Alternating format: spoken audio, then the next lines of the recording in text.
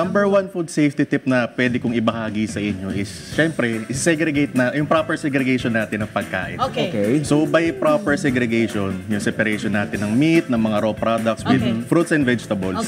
Para maiwasan natin na makontaminate yung products natin. Cross-contamination. So, usually, pag namimili tayo sa mga grocery, sa mga palengke, di ba, pag uwi natin, nililinis natin, pine-prepare natin.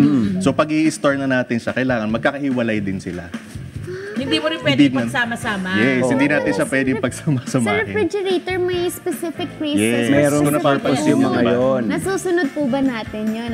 Yun ang tanong natin. Kailangan, pero of course, hindi.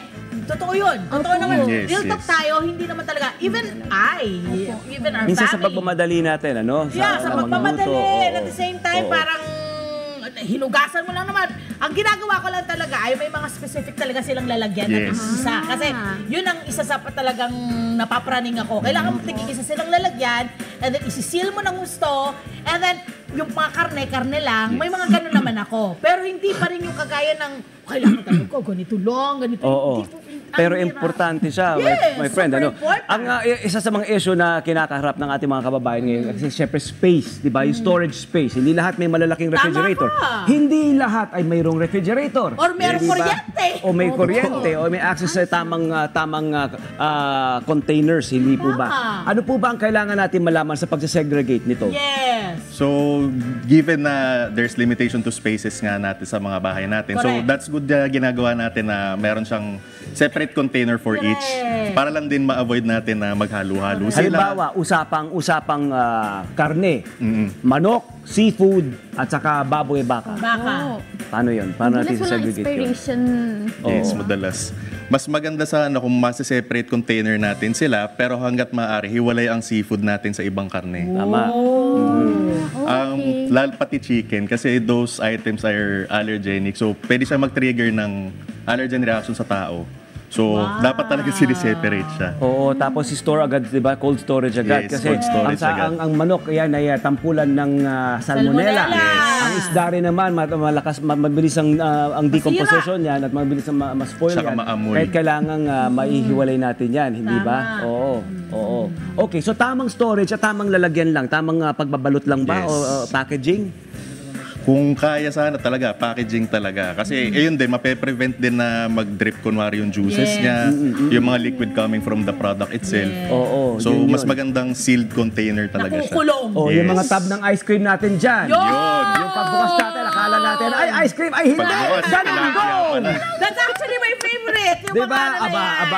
Time-tested yan ng mga nanay, tatay, lola natin. Food container. Kasi galing sa pinagamitan Linis sila ng mga mabuti. pagkain. Oo. At syempre, may share ko lang dito, di ba, mayroon tayong mga aluminum foil. Yung mga aluminum foil natin dyan, yun, ibalot natin yan dito para sa isda, pwede rin naman yun, diba?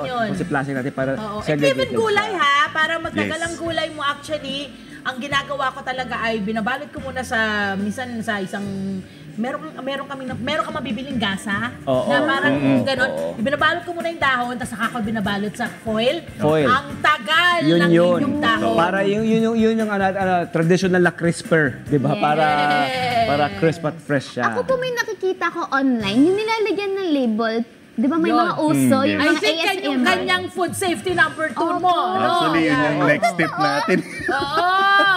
So, ang next step natin is labeling ng mga products. Di ba, since nauuso yung mga ASMR na pantry restocking, yung mga ref restocking, yung tinatransfer nila from the original container to their own container para aesthetically pleasing.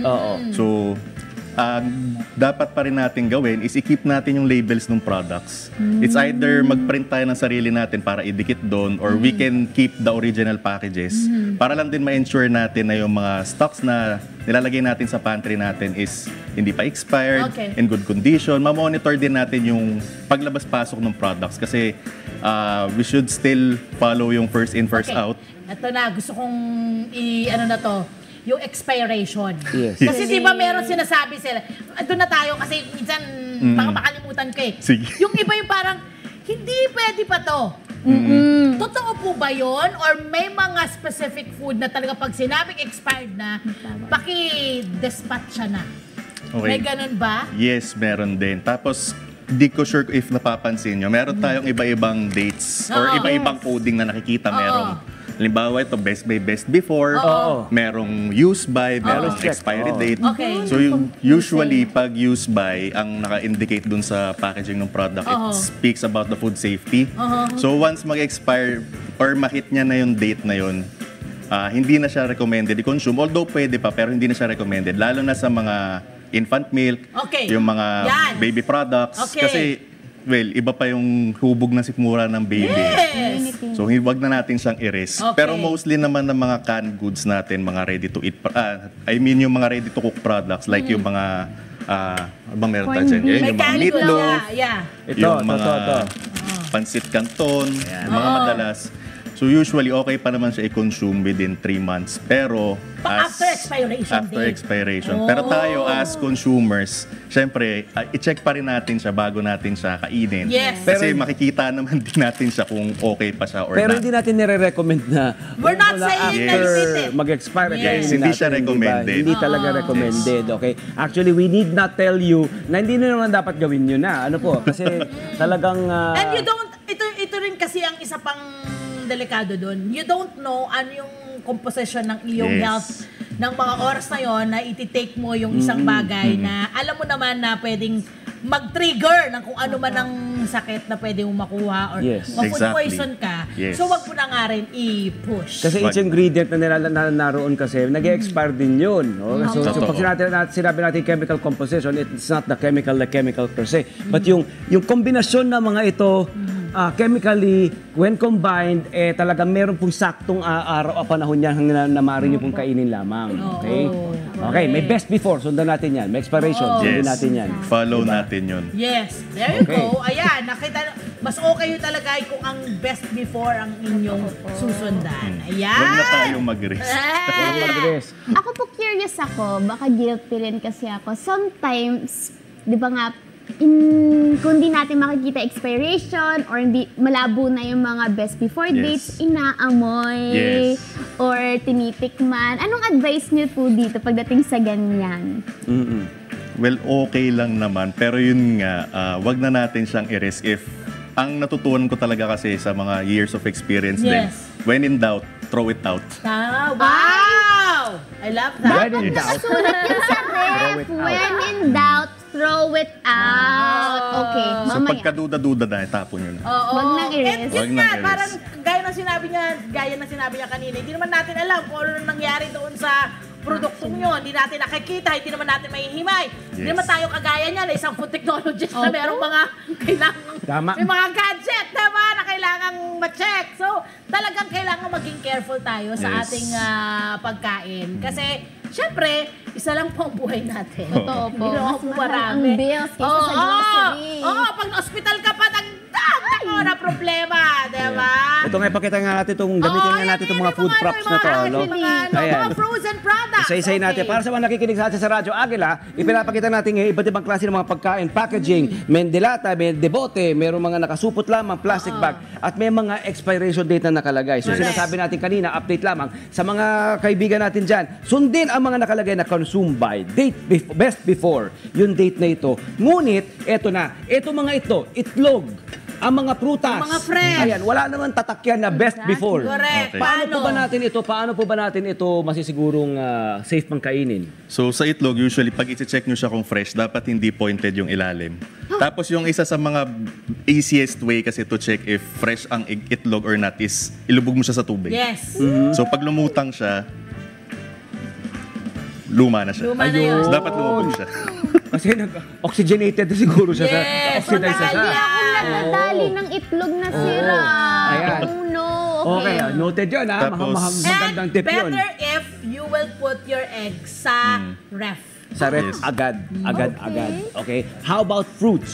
So sa mga fruits Sir Jeremy, naman, fruits. since yun nga, hindi naman siya nalalagyan ng dates, right? Correct. So, i-check na lang natin siya visually kung ano ba dapat ang kulay ng orange, ano ba dapat amoy niya, pati texture niya dapat firm siya. So, sa kulay niya, dapat hindi siya sobrang dark, hindi siya sobrang light. So, Okay. tama lang yung kulay niya. Tapos, i-check niyo yung top and bottom niya if may signs na ba siya ng rotting. Correct. So, kung nabubulok na ba. Kasi usually, ang unang nabubulok is yung top tsaka bottom part niya. So, Kasi yun yung parang open eh. yes. Oo. Yes. At wag nyo ikatuwa kung matagal na siyang hindi, wag nyo ikatuwa yun kung yung nakikita nyo, 2 linggo na, mukha pa rin siyang apple. Baka may nilagay na chemical dyan para humaba ang buhay niyan Usually Actually, kasi, makabahan kayo Meron. doon. Oo, ang prutas, ang mga produce, ikatuwa nyo yan kung ito'y nabubulok agad kasi nga, alam nyo walang Yun nilagay yung talaga doon. ang natural na dapat nangyayari So, sa best to kanya. consume it agad-agad. Pagkabili, Yes. lutuin agad. usually pa naman sa mga ganito, kinukoat to ng wax. Yeah, yun Yun, yun. Para mas...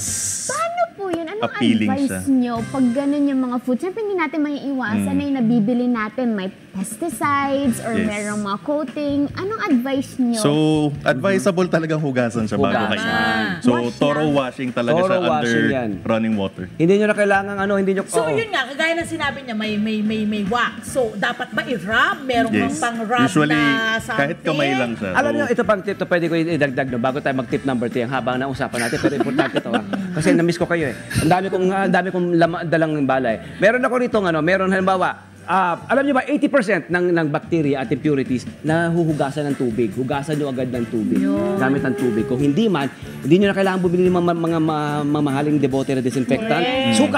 Suka at tubig, vinegar and water solution, ibabad nyo lang ng ilang minuto. Agad-agad, huwag ibabad matagal. Ang inyong gulay at prutas. Baking soda. At baking soda, linis na agad. Baking Yes. soda, pero ang laging meron talaga Yes. sa bahay nyo ay suka. Yes. Yun lang, suka at asin. Ay, nako, panalong-panalo yung mga yan. dito Okay, po ako frozen curious. goods tayo, Sir Yan. Jeremy. Yes. Sa ating So- food safety number 3, ano po ba Sa yung frozen- mga dapat tandaan? Sa frozen goods kasi, usually ang nakalagay lang sa kanila is pack date. So, bibihira yung may nakalagay na expiration date. Okay. Lalo na pag yung mga, kunwari mga local brand ng grocery or mga innate brand nila. Opo. So, pag magche-check naman tayo ng mga frozen goods, check, for example, ito kasi process na to, so it's supposedly be shelf-stable and Okay. hindi siya dapat mag-expire agad or mabubulok agad. So, i-check lang natin yung physical quality niya kung mukha ba siyang hack. Okay. Tapos kung kunwari mga poultry naman or mga red meat, so i-check lang din natin yung physical appearance niya, yung color usually, tapos kung meron ba mga something off, as well as yung odor. Kasi yun yung mabilis nating makikita agad. Ayan. At syempre, dapat po ay nasa freezer. Pag sinabing frozen goods, nasa freezer po dapat yan. Hello po mga Kanet 25! Si Kuya Tony Pet po ito mula sa Love, Tony Pet and Everything. For more Love, Tony Pet and Everything updates, just click on our subscribe button and follow us on our Net25 social media pages at Net25 TV and at Net25 Entertainment Facebook. Magkita-kita po tayo!